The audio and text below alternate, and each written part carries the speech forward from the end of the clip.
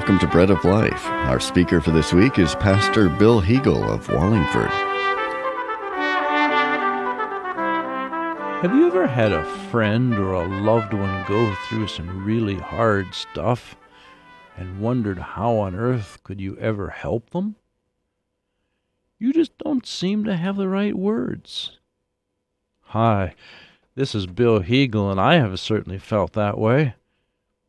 Interestingly, the friends of Job did too. Well, at first anyhow, listen to Job chapter 2, verses 11 through 13. When Job's three friends, Eliphaz the Temanite, Bildad the Shuhite, and Zophar the Naamathite, heard about all the troubles that had come upon him, they set out from their homes, and they met together by agreement to go and sympathize with him and to comfort him. And when they saw him from a distance, they could hardly recognize him. They began to weep aloud, and they tore their robes and sprinkled dust on their heads. They sat on the ground with him for 7 days and 7 nights. No one said a word to him, because they saw how great his suffering was. Job's friends get a lot of criticism for the things they did wrong in trying to help Job, and they deserve that criticism. But they started off well. They did very well until they opened their mouths, actually. Our text says that they heard about all the troubles that had come upon him, and they set out from their homes, and they met together by agreement to go and sympathize with him and to comfort him. When someone is suffering from grief or loss or going through some other extremely difficult event, we tend to say to ourselves, well, I don't really know what to say, so I'm just not going to bother to call them. I understand the feeling, but it's not helpful. Job's friends met together, and they went to sympathize with him and to comfort him. And do you know what they did?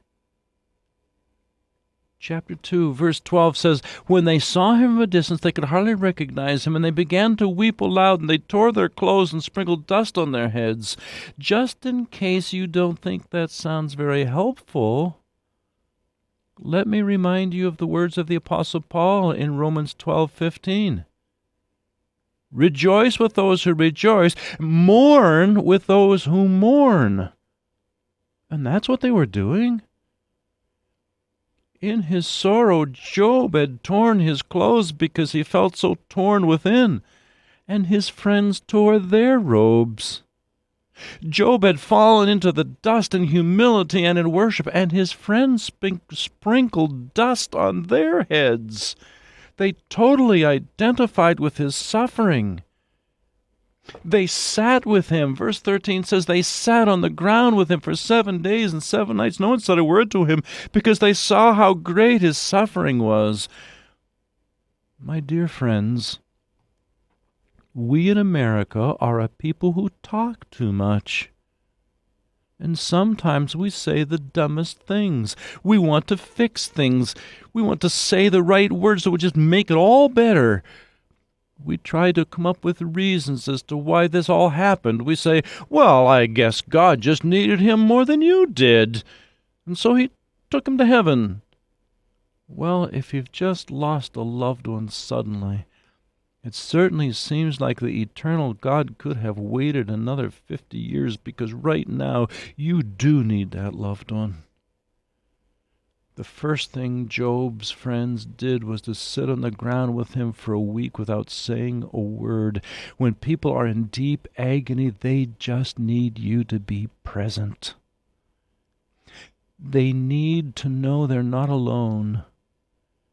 They need to know people care and that they are feeling some of what they are feeling. And that is what's really helpful. Just be there. You don't need to know what to say, because there is nothing to say. All words are shallow and insufficient. But don't abandon the one you love. Be there, telling them that you don't know what to say. That's fine. They don't need your words. They need your love. They need you to be present. May the God of all comfort help us Christians to be agents of his comfort and peace. May the Lord teach us to simply be there when our friends and loved ones are going through grief and sorrow. Being present is more important than anything we say.